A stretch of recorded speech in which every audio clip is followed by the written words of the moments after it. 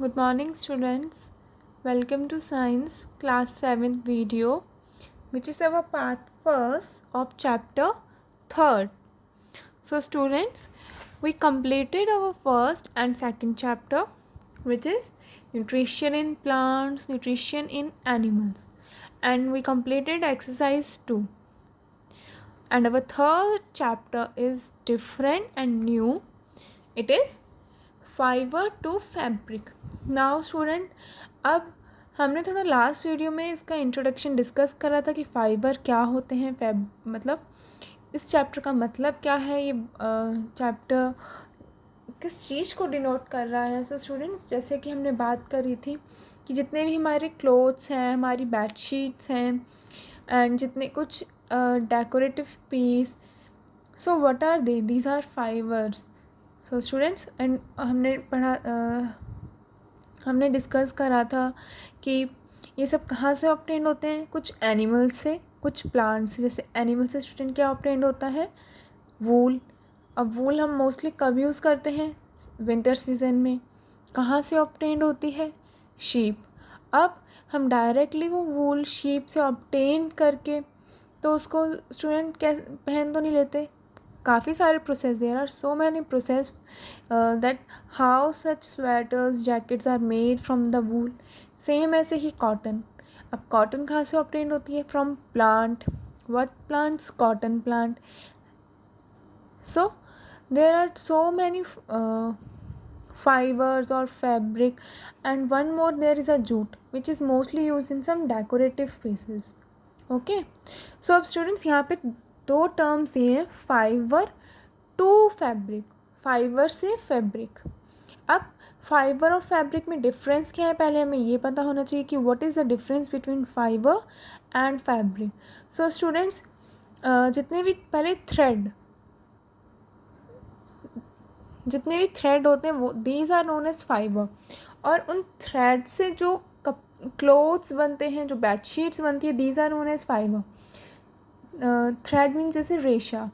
अगर आप कोई एक बेडशीट का कॉर्नर पकड़ के उसमें से कोई एक थ्रेड निकालो तो एक थ्रेड निकलता जाएगा. सेम ऐसे ही क्लोथ्स में से. सो जितने भी थ्रेड्स होंगे these are known as fibre, क्योंकि थ्रेड भी डिफरेंट टाइप के होते हैं. कुछ वूलन होते हैं, कुछ some are made up of cotton, jute, nylon, terrycot. And उन फाइबर से जब हम कोई क्लॉथ या कोई बेडशीट प्रिपेयर करते हैं, that is known as a fabric. Okay. So student, fibres भी डिफरेंट टाइप के होते हैं. एक होते हैं natural, second one is synthetic. Now what is natural and synthetic student. Natural जो हमें नेचुरली इन्वायरमेंट से ऑब्टेन होते हैं. इन्वायरमेंट से जैसे स्टूडेंट हमें पता है इन्वायरमेंट से क्या ऑब्टेन होते हैं, प्लांट और एनिमल. अब जो प्लांट और एनिमल से जो हमें फाइबर ऑब्टेन हो रहे हैं, क्योंकि हमें पहले कोई भी जो ऑब्टेन होगा वो in the form of fibre की फॉर्म में ऑब्टेन होगा. जैसे कॉटन है, डायरेक्टली हमें क्लॉथ तो नहीं ऑब्टेन होगा. So first we obtain thread. Thread is the fibre. What type of cotton, cotton is natural, so it is natural.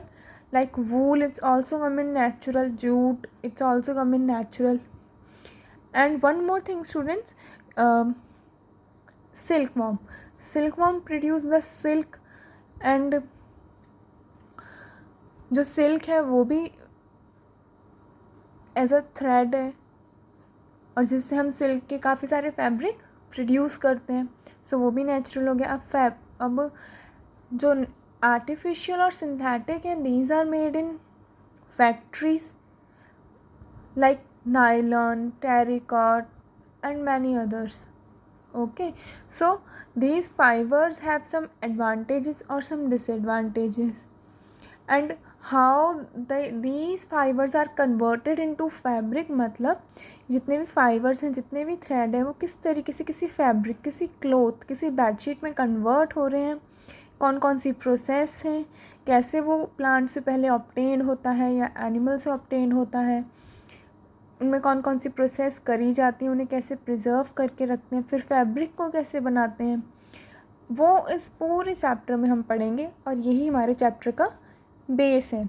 इसलिए स्टूडेंट्स, पहले आपको फाइबर और फैब्रिक के बीच में डिफरेंस नोन होना चाहिए. So student, what is fibre? Fibre is a thread और there are so many threads like cotton, wool, jute. But when these fiber like cotton are used to prepare some cloth or bed sheet, that is known as the fabric. Okay, so students, let's start our third chapter. First is introduction.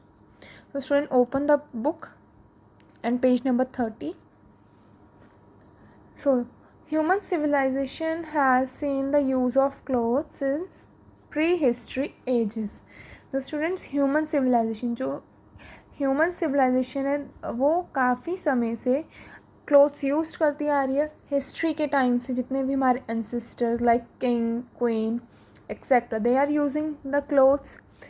So primitive human use bark, leaves, leather etcetera. जो primitive humans is like early man, they uses bark, leaves for wearing, or leather by killing the animals, just like for cover their bodies.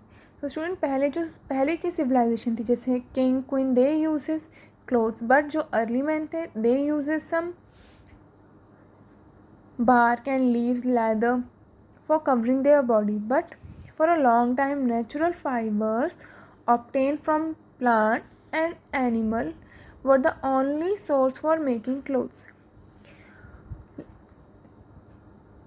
Students, मैंने आपको बताया कि जैसे 2 type के होते हैं, एक होता है नेचुरल, एक होता है आर्टिफिशियल फाइबर. सो स्टूडेंट, पुराने टाइम्स में या फिर हिस्ट्री में जितने भी थे, ओनली नेचुरल फाइबर्स का प्रोडक्शन होता था. मीन्स सिर्फ तब कोई फैक्ट्रीज़ नहीं थी, कोई मैन मेड रिसोर्स नहीं था, सिर्फ ओनली नेचुरली सब जो था नेचुरली डिपेंडेंट थे. सो जितने भी सब थे, they only uses natural fibres जो कि ऑब्टेन्ड होते हैं प्लांट से और एनिमल से. कोई मैन मेड रिसोर्स का कोई भी था ही नहीं.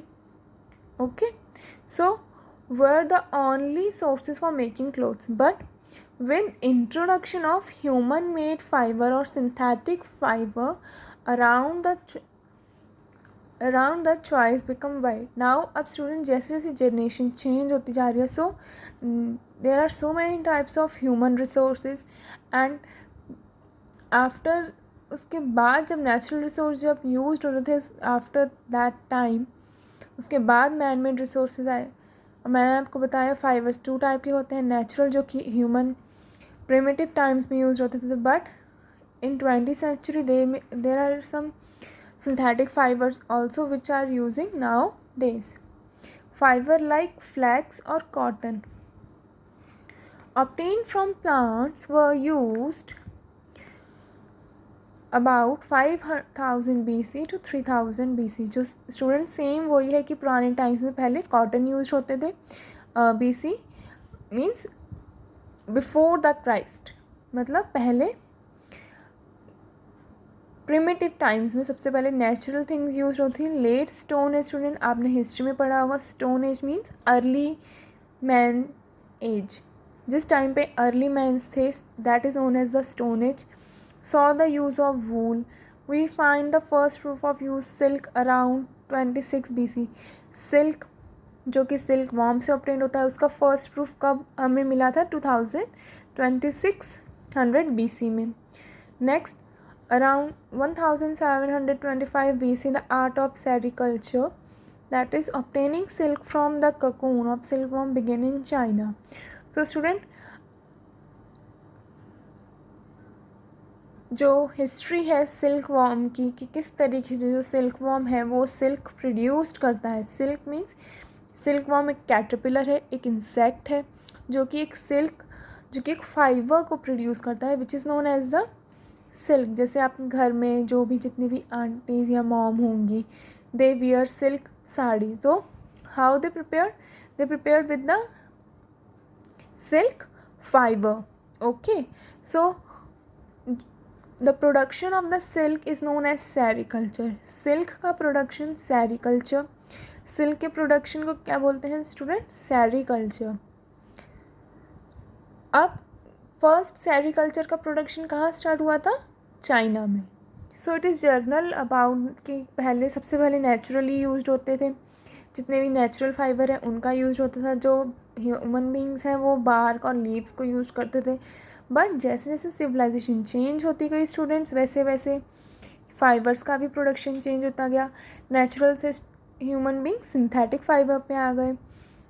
सिंथेटिक, फिर सेम नेक्स्ट पैराग्राफ में भी वही है कि सिल्क का सबसे पहले प्रोडक्शन कहाँ हुआ था? मीन्स सिल्क चाइना में। सिल्क के प्रोडक्शन को क्या बोलते हैं? सेरिकल्चर।